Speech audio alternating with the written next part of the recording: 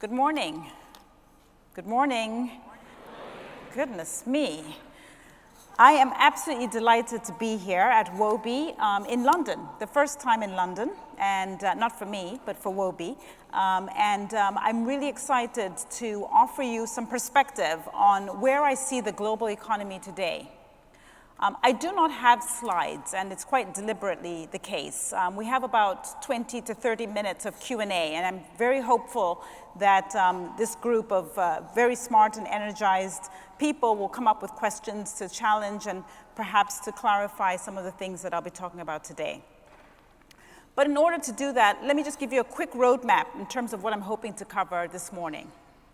I'm going to start off by giving you a quick snapshot about where the global economy is today. I'll spend a few minutes talking to you about really where I see the geopolitical issues that are pervading the global economy, but also specifically the major economies around the world.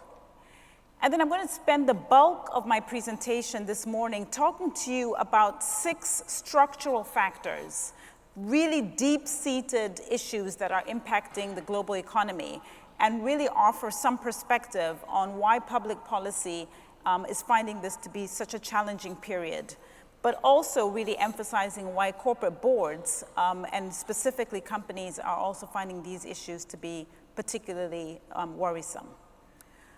My plan then is to spend a little bit of time talking to you about some of the big trends that I think will start to define the global economy and particularly business landscape in the years to come. But let me start off by saying the following. Look, fortunes are going to be made, but the key risk are those things that we cannot see today. That's why life, like business, is about stepping outside of ourselves to think about those risks that we're not focused on today. The risks that at some point in the future we'll hit ourselves on the forehead and say, how could we not have seen it? It was so obvious. These are the words of Lloyd Blankfein, the most recent former CEO and chairman of Goldman Sachs. And he made these comments just before the 2008 financial crisis. I spend most of my time straddling the business world. I sit on a number of corporate boards, but also spending a lot of time in public policy, trying to figure out and to really think about those risks that we're ignoring today, that indeed, in years to come, we'll hit ourselves on the forehead and think, how could we not have seen them? Why did we not mitigate for them? Let's take a moment now to think about where the global economy is today. In order to do that, I want to remind you that in order for an economy to double its per capita income in one generation, so talking about 25 years, in order to double its per capita income in about 25 years, it needs to be growing at 7% per year. Today, if you scan the world, both developed and developing economies, there's nobody growing out at that rate. Not only are we seeing countries are not growing anywhere near the 7% number, but more worrisome is the fact that we're seeing some countries already starting to slip into recessions. Now, I want to frame this for you so that we understand exactly what the implications of this are. The International Monetary Fund, the IMF, puts out a report called the World Economic Outlook twice a year, in April and in October. In the 2011 World Economic Report, the IMF stated that they did not believe that the world economy would ever again see the rates of growth that we saw pre-2008. McKinsey, the global consulting firm, has further gone on to say that they do not believe that we will see significant rates of growth in the next 50 years. In fact, they have stated that the growth rates across the global economy for the next 50 years will be half the rates of economic growth that we saw before the financial crisis. Now, the reason this is important, and some of you might be thinking, well, we don't need to grow at 7%, we're living in wealthy countries. But 90% of the world's population lives in the emerging markets. And those economies are also growing at low rates of economic growth. Countries like China are setting out or separated themselves, growing at around 6.4%, as you saw from the Q1 GDP print for 2019.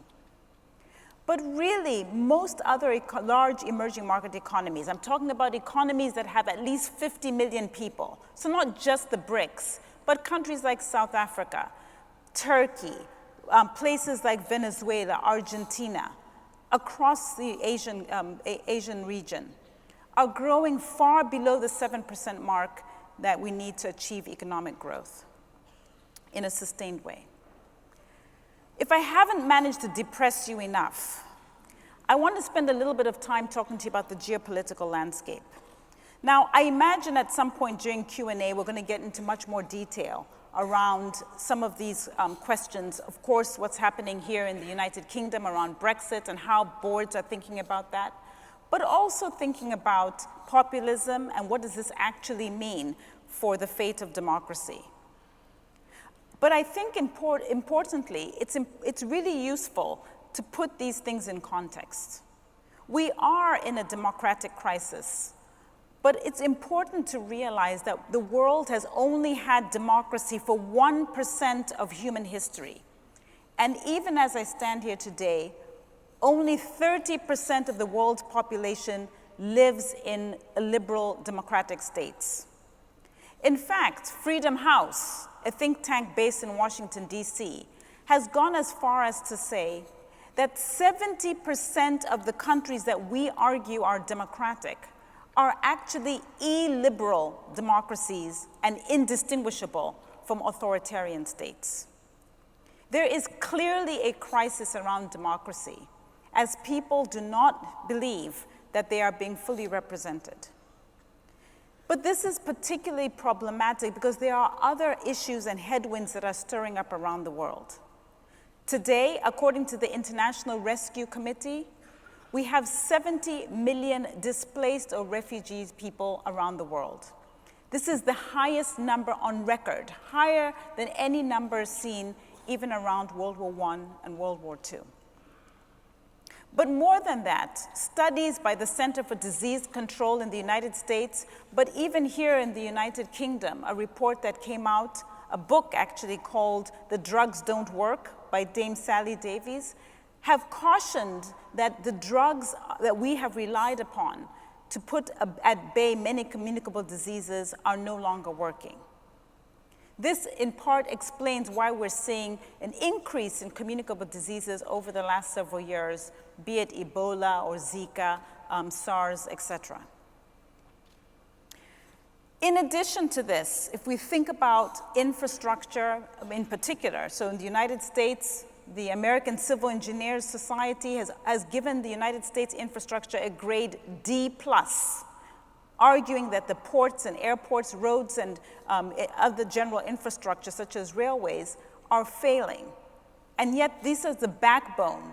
These aspects are the backbone of a functioning economy. In a world where the democracies are not working, are not functioning, there's a real rift, not only within these democratic countries, but also there's a challenge of how we can explain ourselves as democratic people living in democratic societies when we compare ourselves to non-democratic states.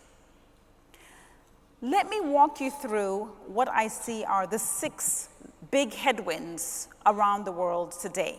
These, again, are deep structural issues that public policy makers, but also now increasingly business people, are being called to address. I'm going to quickly list them, and then I'll talk to you about each of them separately. In no particular order, technology and the risk of a jobless underclass.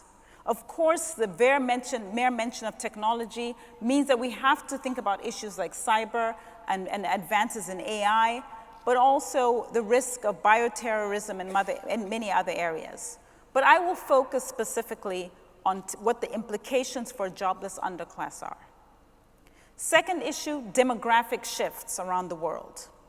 Here I will spend a bit of time talking to you not just about the sheer quantity of the world's population, but issues emerging around the quality of the world's workforce and what that means for public policy and business. The third issue I will address is income inequality. When I did my doctorate here in the United Kingdom at Oxford, nobody talked about income inequality. We all assumed that by creating economic growth, we would be able to solve the issues of income inequality. And yet today, income inequality and the widening of income inequality within developed economies, but also within developing economies, has now meant that this issue had catapulted to being in the top 3 biggest, most important policy issues. I'll spend a bit of time talking about natural resource scarcity and environmental concerns, another area which a few years ago was really off the table, not really of much consideration, but now has become center in public policy debates. I'll spend the last few minutes talking about debt, the sheer amount of debt that the global economy is carrying today, what the implications are for that, particularly at a time when Germany, the 10-year Bund, is trading in negative rates. What are the implications for not just the economics, in terms of the amount of debt, in terms of pensions and insurance obligations that these countries are claiming, but also politically, how does that leave us?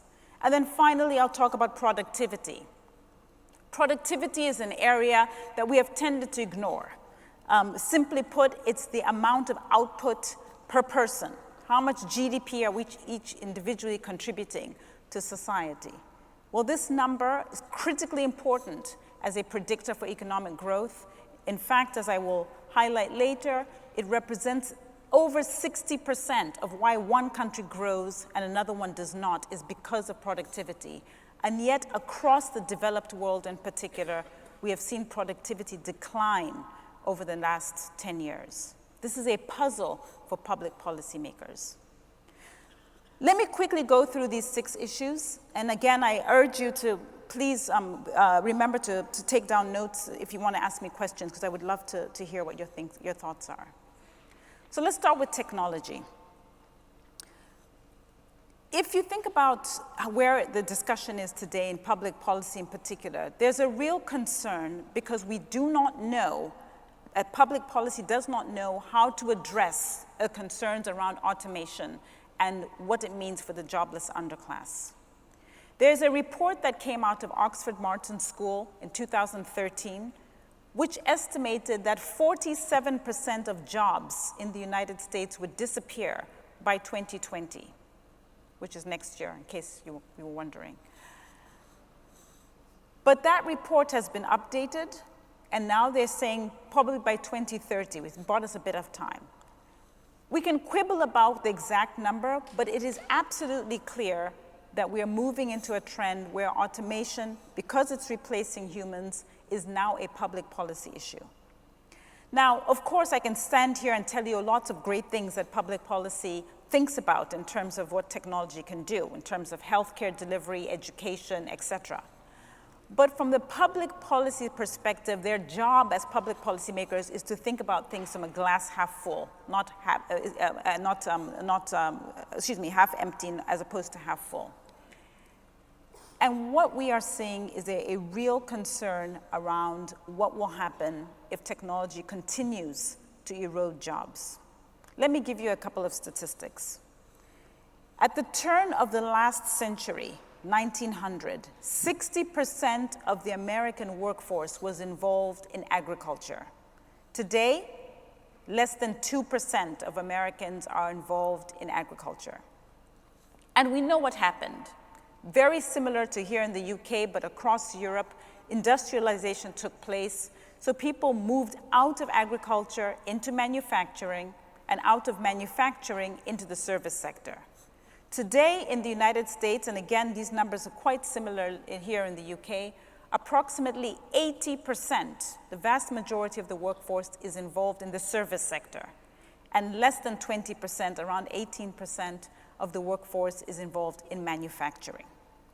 And we know that at every stage, people moved out of one area, they retooled, and they ended up in another area. The question that we're facing today is how are we going to move multiples of millions of people out of the service sector into a new sector, which we believe is going to be in the R&D sector. The concern about this, and I'll talk about this when I get into demographics, is that many people are ill qualified to participate in an information-led or technology-led economy.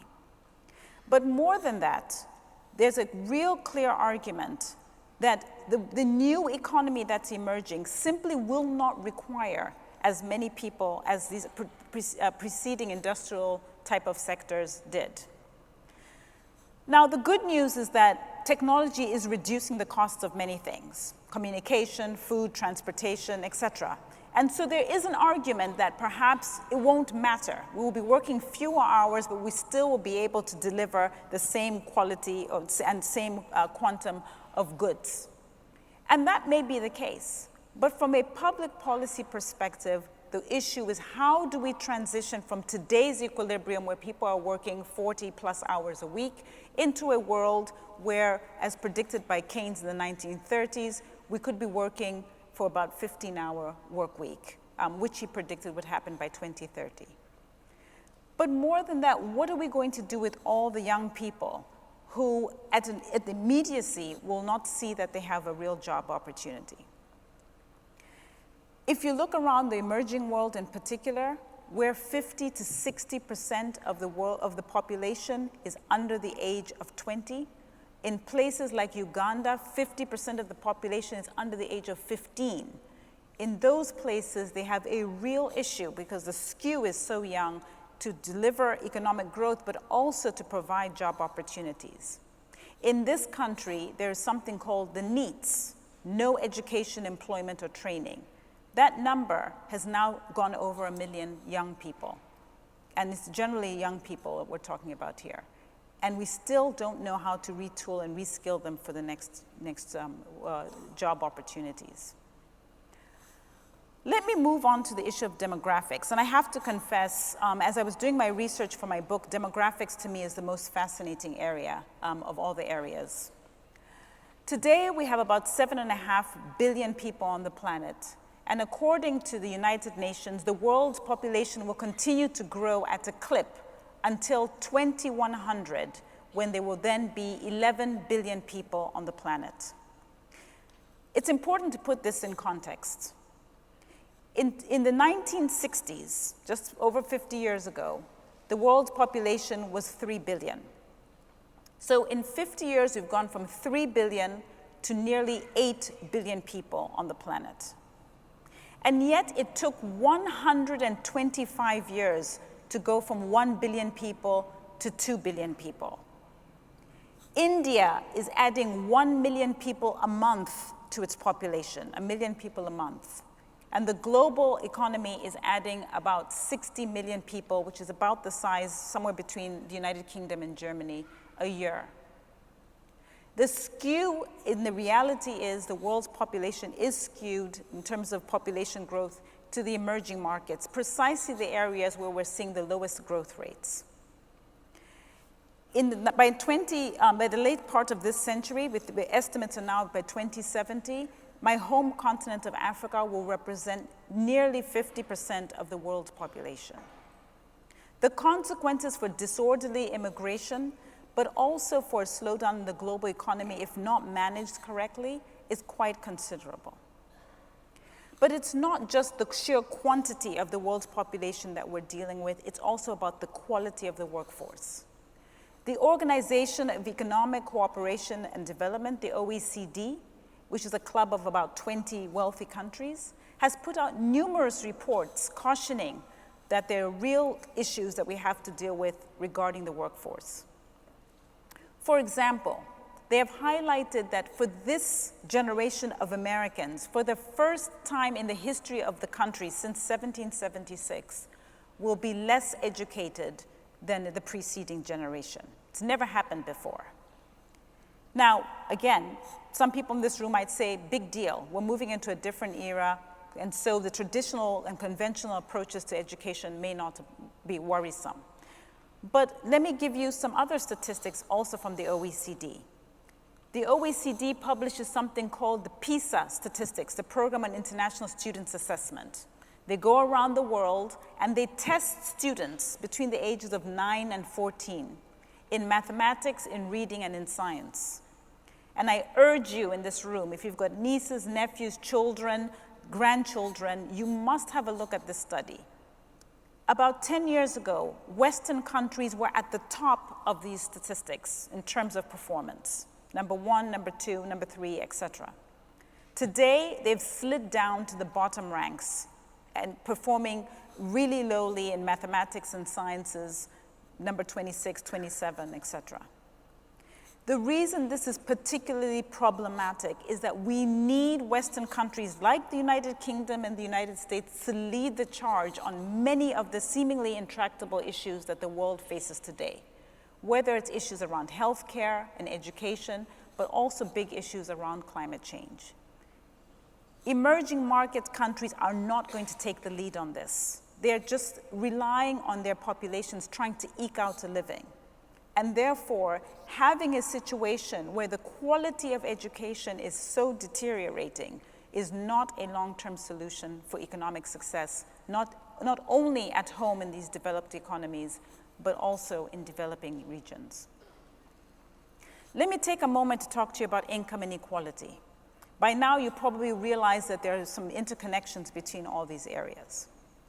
I mentioned a moment ago to you that income inequality was something that most people in economics and academia, but also in public policy, just didn't talk about 10, 15 years ago. Today, not only is it a public policy concern, it is also an issue in politics. Most politicians are using the debate around income inequality, the worsening statistics of income inequality, as a real jump board issue. So let's think about some of the statistics. Well, today, the eight wealthiest men, they are all men, have more wealth than the bottom 3.5 billion people in the rest of the world. This is from an Oxfam report. But there are other concerns as we think about solving income inequality. And this is where I spend my time, because as far as I'm concerned, it is not a fait accompli that just because 8 people have a certain amount of wealth, that there is inherently a crisis, and we'll get to that in a minute. The more deep issues that worry me are the issue that the United States, the largest economy in GDP terms, an economy that is reliant on market capitalism and liberal democracy, has roughly the same Gini coefficient, which is the measure of income inequality, as China, the second largest economy in terms of wealth, that has deprioritized democracy and has state capitalism at its heart. These two economies, the United States and China, completely different political systems and completely different economic approaches, have the same measure of income inequality. Now, I've had the privilege of traveling to over 80 countries around the world, and one of the most common questions I get, particularly from politicians in the emerging world, is we don't like seeing these massive gaps in society. Given that that is our most important goal, which model should we pick? And it's a question that we don't have an answer to. We also do not have an answer to how we should solve income inequality. We're living at a time where we've tried left-leaning interventions. We've tried tax and redistribution model, very popular in continental Europe. That has not stopped the widening of income inequality.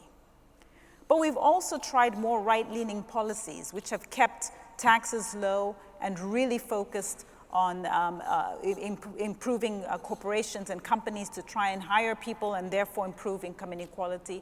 That has also not stopped the widening of income inequality.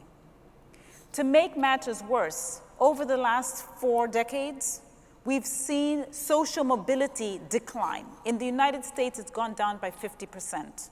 Social mobility meaning the probability of being born in a low-income household and ending up at a high-income household. That is down by 50%. And I would argue that it's those type of interventions around education and training that are absolutely critical if we're going to try and solve income inequality. And what I see as Band-Aid solutions, tax and spend, or these sort of interest rate type of interventions are just not good enough to solve the problems that we're dealing with today. It's worth me just pointing out really quickly that we have seen improvements of between country income inequality, for example, between developed and emerging countries, because emerging countries have improved their incomes over the last few decades and therefore have closed that gap. But if we look at issues around populism, access to education, healthcare, et cetera, infrastructure, and many other public goods, the reason we're seeing an increase in populism is largely driven by a real erosion and deterioration around people's living standards, which is linked to income inequality. Let me quickly go through the other items. Natural resource scarcity. I'm part of a group of 20 people that visit with the President of China, President Xi Jinping, and we have a 1-hour meeting with him every other year. And about 2 years ago, when we first went to see him, we asked him, what was the thing that kept him up at night? This is the president of the largest, most populous country in the world. What was it that bothered him? And he said, natural resource scarcity. The fact that they have promised not just the Chinese population, but we've essentially promised the world that they can all live at the standards of Westerners, such as here in the United Kingdom. But we are facing a decline in arable land, potable water, energy, and minerals. Now, some of you, again, in this room will say, well, we've heard this before. Malthus said it in the 1700s. Club of Rome in the 1970s also made those comments. But we are at a time where the rate of population growth is not only increasing. According to demographers, we will never again see the rate of human growth in terms of the population ever again once the world's population plateaus out in 2100. And we have never actually seen the rate of growth that we're seeing today before the 1960s. So we are in a particularly unique time, and there are real questions, not just about natural resource scarcity, but obviously linked to the real question of the day around climate change. I will just quickly point out that the issues around climate change, particularly from a boardroom and corporate perspective, are being addressed in the best ways that we know how. It may not be sufficient, but I do believe corporations are acting. Small interventions may be perhaps viewed as marginal around recycling, but more fundamental ones around thinking about emissions, reinvestments in clean energy, et cetera. But the real question, the fundamental ideological challenge that we're dealing with is that people in the emerging world would like to see improvements in their livelihood. And the ideas around green growth, as tantalizing or attractive as they may be on paper, are very hard to implement for public policymakers in the emerging markets. In other words, no president or head of state in the emerging markets is willing to stand up and tell their people, we're not going to allow you to have better improvements in your living standards because what we want to see is more green improvements in terms of climate change. That macro debate has created a schism between how Westerners view climate change, but also against how emerging markets, heads of states, and public policymakers view it. In the emerging markets, the key issue is about delivering economic growth, delivering economic improvements, and improved living standards for their populations. And generally that is seen as coming at any cost. Let me just take a moment now to move into the last two issues. Debt, the sheer amount of debt that the global population, the global economy is carrying today. The United States, again, is a great example of what is very common around the developed world, which is that every class of debt, government debt, household debt, corporate debt, credit card debt, auto loan debt, student loan debt, in the United States, every class of debt is now at $1 trillion minimum each. This is unsustainable. And the problem that we're facing right now is that the governments, particularly in the Western economies, are using the debt to finance a system that is purely unsustainable. Let me give you some more statistics. Angela Merkel, Chancellor of Germany, talks about what she calls 7-25-50. The fact that Europe represents 7% of the world's population, 25% of GDP, but 50% of world welfare payments. If you add the United States in, so the US plus Europe, you're talking about 12% of the world's population, approximately 50% of world GDP, and 90% of world welfare payments. This is unsustainable. And the fact that we have now countries like Italy that are weighed under by enormous amounts of debt, declining private investment, and governments that are relying on a monetary policy to continue to force the debt costs to the future, I strongly believe, as intimated by many other public policymakers, that this is not a sustainable situation. In the United States, according to the Federal Reserve, 40% of working Americans would not be able to raise $400 if they had an emergency. Think about that for a minute. If you got a phone call in the United States and you were told you have an emergency, 40% of Americans who are working would not be able to raise $400 without having to sell something. And when they further probed into what the reason was for that, it was the levels and degrees of debt that these households were carrying. This is absolutely unsustainable. What are the implications of the fact that China is the largest foreign lender to the United States? And I'm sure we'll get to the questions around the US-China tariffs at some point. Those are the questions that we have to address because these are no longer just economic issues, they are public policy issues. And the implications are not just between those two countries, dare I say it, to state something quite obvious, but the implications, the knock-on effects for the global economy are quite enormous. The last area that I want to highlight as a headwind is productivity. Now, I mentioned to you that productivity is critical. It's 60% of why one country grows and another one does not. The other 40% is split between capital and labor. Very often in business discussions, but also around public policy discussions, we talk about capital and we talk about labor. We talk about debts and deficits, and we talk about labor quality and quantity, as I outlined for you earlier. But we never really hear much discussion around productivity. The puzzle here is, why is productivity declining at the time when we have such advances in technology, which would suggest that actually the amount of output that each of us is producing should be much higher? In other words, productivity should be increasing in an era of technology. This is one of the key puzzles for which we do not have an answer.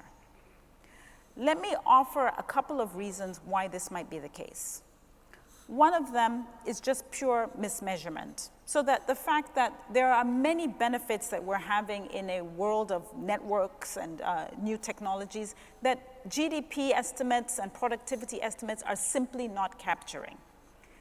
Wikipedia is a great example of this. I'm pretty sure, if not everyone in this room, the majority of people in this room have used Wikipedia. Well, not only is Wikipedia free, so there's no cost for us to use it, but also the people who are charged with maintaining Wikipedia are volunteers. So they are also not paid. So that is an example of where there is a clear value add that should be increasing productivity and probably has increased our productivity, but is not being captured in the numbers.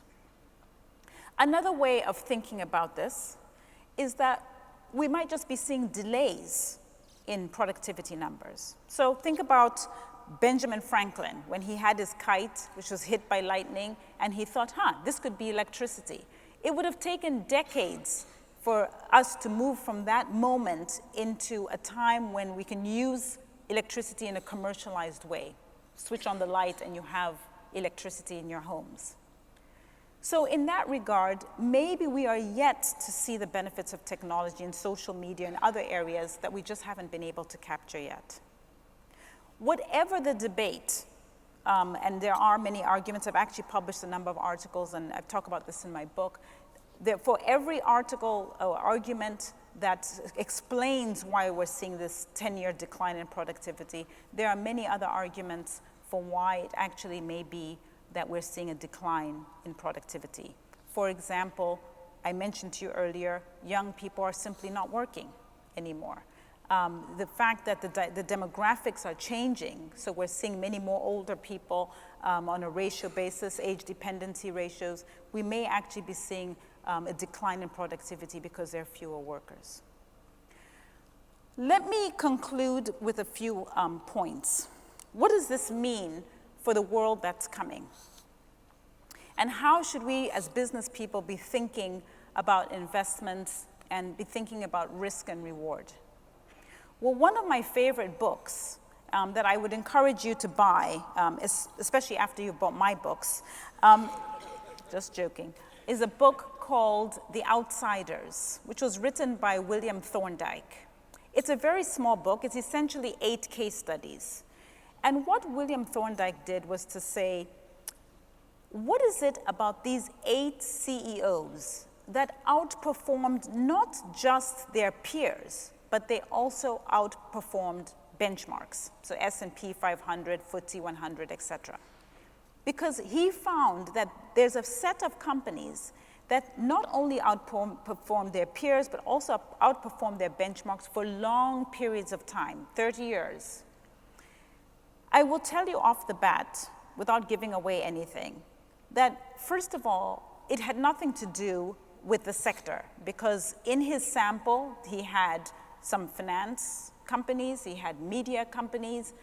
It had nothing to do with gender. They had a female CEO, male CEOs. It had nothing to do with the background of the CEOs. Some had done social sciences, some had done hard sciences. What he did conclude was that 2 things mattered.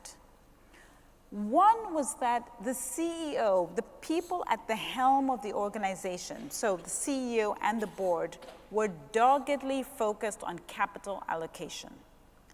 What do you do with the marginal pound that you get? And he focused on that every single day.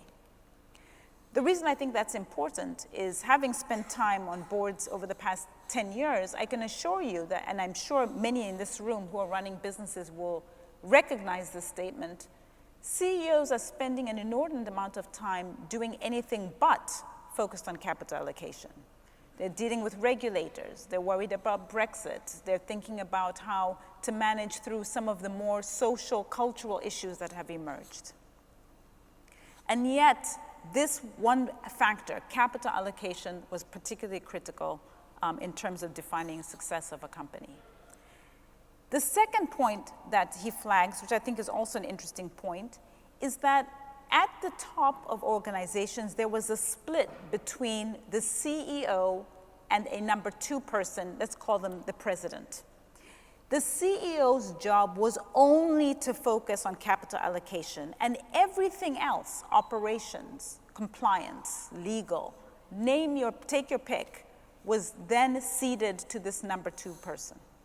A good example of this arrangement is obviously Warren Buffett and Charlie Munger, where Warren Buffett only focuses on capital allocation, what to do with that marginal dollar, and Charlie Munger is responsible for anything else.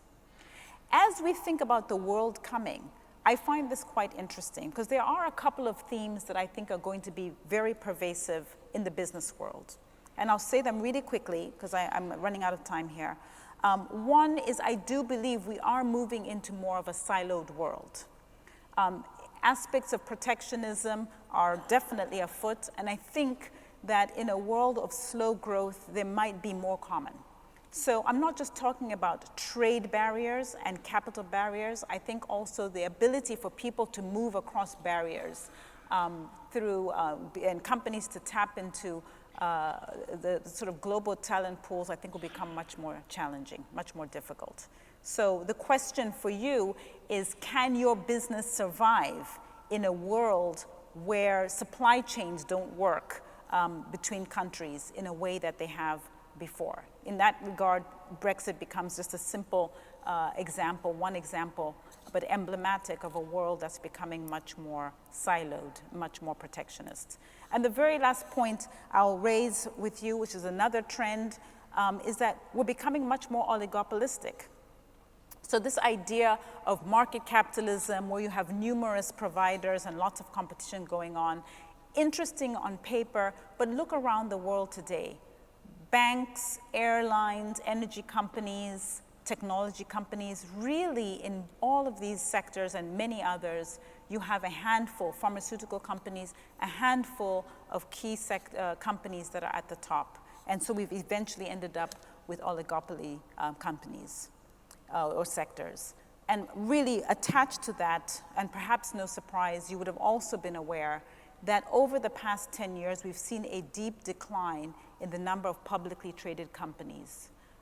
In the United States, it's down by about half. About 10 years ago, they had 7,000 publicly traded companies. It's now down to around 3,500. Companies are delisting. Of course, there are acquisitions as well, but many companies are now delisting to become private companies. The implications for innovation and growth for the economy, but also the implications for our ability to fund pensions is becoming quite a big challenge. So I am out of time. I think we're going to move into the Q&A section now, but I do want to thank you for your attention. I know it's a lot to swallow, and I look forward to your questions and comments. Thank you.